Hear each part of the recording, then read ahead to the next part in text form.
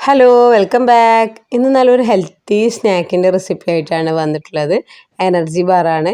ക്ഷീണം തോന്നുമ്പോഴും അതുപോലെ തന്നെ പിന്നെ ബ്ലഡൊക്കെ കുറവുള്ളവർക്കൊക്കെ കഴിക്കാൻ പറ്റിയ നല്ലൊരു ഹെൽത്തി സ്നാക്സിൻ്റെ റെസിപ്പിയാണ്.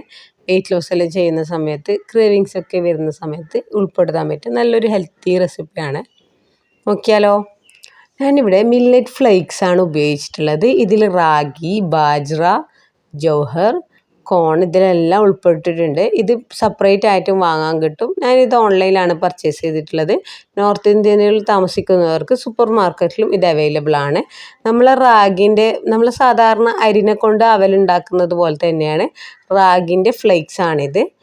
റാഗിൻ്റെ ഫ്ലേക്സ് ഉണ്ട്. ആ ബ്ലാക്കിൽ കാണുന്നത് റാഗിൻ്റെ ഫ്ലേക്സ്, അതുപോലെ തന്നെ കോണിൻ്റെ ഫ്ലേക്സ് ഉണ്ട്, ബാജ്ര, ജൗഹർ 5 തരം മില്ലറ്റുകളുള്ള ഒരു പാക്കാണ് ഞാൻ വാങ്ങിയിട്ടുള്ളത്. ഞാനിത് ഓൺലൈനിലാണ് പർച്ചേസ് ചെയ്തിട്ടുള്ളത്. അത് നന്നായിട്ട് വറുത്തെടുക്കാം.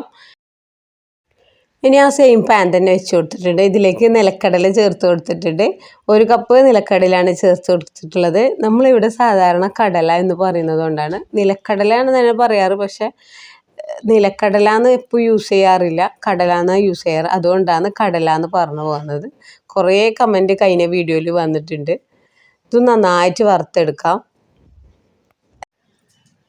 ഇനി സെയിം പാൻ തന്നെ വെച്ച് കൊടുത്തിട്ടുണ്ട്. ഇനി ഇതിലേക്ക് ചേർത്ത് കൊടുക്കുന്നത് 1/4 കപ്പ് എള്ളാണ്. ഇത് ഞാൻ വെളുത്ത എള്ളാണ് ചേർത്ത് കൊടുത്തിട്ടുള്ളത്. കറുത്ത എള്ള് നിങ്ങൾക്ക് ഇതിലേക്ക് ചേർത്ത് കൊടുക്കാം. രണ്ടും മിക്സ് ആക്കിയിട്ട് ചേർത്ത് കൊടുക്കുകയാണെങ്കിൽ അങ്ങനെയും ചേർത്ത് കൊടുക്കാം.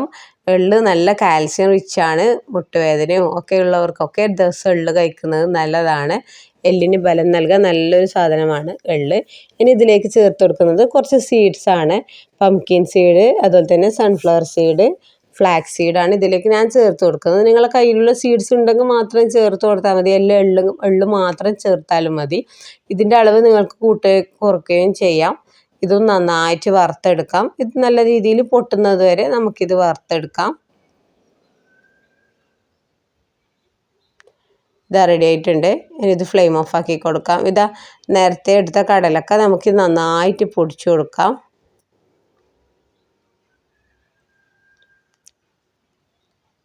മിക്സിയുടെ ജാറിലിട്ടിട്ട് നന്നായിട്ട് പൊടിച്ചെടുക്കാം. നല്ലൊരു പേസ്റ്റ് രൂപമാകുന്നവരെ നമുക്കിത് പൊടിച്ചെടുക്കണം. ഇനി ഇതിലേക്ക് മധുരത്തിന് ശർക്കരയല്ല ചേർത്ത് കൊടുക്കുന്നത്, ഈത്തപ്പഴമാണ് ചേർത്ത് കൊടുക്കുന്നത്.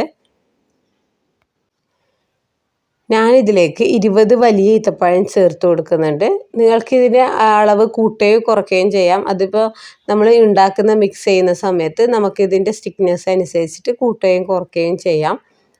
നന്നായിട്ട് ഇതുപോലെ തന്നെ അടിച്ചെടുക്കാം. നന്നായിട്ട് അടിഞ്ഞ് വരും. മിക്സിയിൽ ഇട്ട് കൊടുത്താൽ കുറച്ച് സമയം ഡ്രൈ ഡേറ്റ്സ് ആണെങ്കിൽ കുറച്ച് സമയം സോക്ക് ചെയ്തെടുത്താൽ മതി. വെള്ളത്തിൽ സോക്ക് ചെയ്യാം, എന്നിട്ട് ഇങ്ങനെ ഇതുപോലെ ചെയ്തെടുത്താൽ മതി. നന്നായിട്ട് വന്നിട്ടുണ്ട്. ഇനി ഒരു പാത്രത്തിലേക്ക് ഇട്ട് കൊടുക്കാം. ഈ രീതിയിലാണ് വേണ്ടത്. നന്നായി അരച്ച രീതിയിലാണ് നമുക്ക് വേണ്ടത്. അതായത് നമുക്കിതിലേക്ക് നമ്മൾ നേരത്തെ റോസ്റ്റ് ചെയ്ത് വെച്ച റാഗിയും ബാജറൊക്കെ ഇട്ട് കൊടുക്കാം. എന്നിട്ട് നന്നായിട്ട് മിക്സ് ചെയ്തെടുക്കാം. ഈ രീതിയിൽ നമ്മളൊന്ന് ഇതെടുക്കുമ്പോൾ ഉണ്ടാകുന്ന രൂപത്തിൽ നമുക്കിത് മിക്സ് ചെയ്തെടുക്കാം. ഇതിലിനി സ്റ്റിക്നെസ് കുറവുണ്ടെങ്കിൽ നിങ്ങൾക്ക് ഇതിലേക്ക് തേൻ ചേർത്ത് കൊടുക്കുന്നത് തേൻ ചേർത്ത് കൊടുക്കാം. അല്ലെങ്കിൽ ഇതിലേക്ക് കുറച്ച് ഡേറ്റ്സ് കൂടി ഇതിലേക്ക് നിങ്ങൾക്ക് ആഡ് ചെയ്യാം. ഇത് നന്നായി മിക്സ് ചെയ്തതിന് ശേഷം ഞാൻ ഇതുപോലെയാണ് സെറ്റ് ചെയ്തെടുക്കുന്നത്. ഒരു പാത്രത്തിൽ ബട്ടർ പേപ്പർ വിരിച്ചു കൊടുത്തിട്ടുണ്ട്. എന്നിട്ട് നമുക്കിത് സെറ്റ് ചെയ്തെടുക്കാം. നന്നായിട്ട് അമർത്തി കൊടുക്കാം. എന്നിട്ട് ഇത് ഫ്രിഡ്ജിൽ കുറച്ച് സമയം സൂക്ഷിച്ചാൽ നമുക്ക് നല്ല രീതിയിൽ ഇത് കട്ട് ചെയ്തെടുക്കാൻ പറ്റും. ഞാൻ ഫ്രിഡ്ജിൽ വെച്ച് എടുത്തിട്ടുണ്ട്. നന്നായിട്ട് സെറ്റായി വന്നിട്ടുണ്ട്. നിങ്ങൾക്ക് ഇഷ്ടമുള്ള ഷേപ്പിൽ സെറ്റ് ചെയ്തെടുക്കാം. വലിയ ബാറായിട്ട് കട്ട് ചെയ്തെടുക്കണമെങ്കിൽ അങ്ങനെ എടുക്കാം. അല്ലെങ്കിൽ ചെറിയ ചെറിയ ബാറായിട്ട് നിങ്ങൾക്കിത് സെറ്റ് ചെയ്തെടുക്കാം. കുട്ടികൾക്ക് സ്നാക്സ് ആയിട്ടും അതുപോലെ തന്നെ നമ്മളിപ്പോൾ നല്ല ടയേർഡായിട്ട് വരുന്ന സമയത്ത് ഒരു ചെറിയ ബൈറ്റായിട്ടും വെയിറ്റ് ലോസ് ഒക്കെ ചെയ്യുന്നവരാണെങ്കിൽ ഷുഗർ ക്രേവിങ്സ് ഉള്ള സമയത്തൊക്കെ നമുക്കിതൊരു പീസ് കഴിക്കുന്നത് നല്ലതാണ്. ഇഷ്ടമുള്ള ആകൃതിയിൽ നിങ്ങൾക്കിത് കട്ട് ചെയ്തെടുക്കാം. ഞാനിത് ആദ്യം വലിയ പീസായിട്ട് കട്ട് ചെയ്തിട്ട് പിന്നെ ചെറിയ ചെറിയ ക്യൂബ്സ് ആയിട്ടാണ് ഞാൻ കട്ട് ചെയ്തെടുത്തിട്ടുള്ളത്.